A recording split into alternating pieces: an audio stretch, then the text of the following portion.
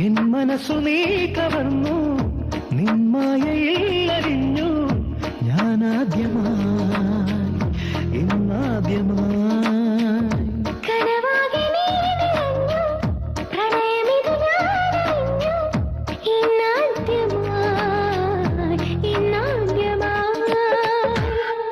വനശലഭം പോലെ ഞാനും ഒരു പനിമേൽ പൂവായി നീയും പാൽനിലാമേട്ടിലെ കുളിരിലാദ്യമുണരും.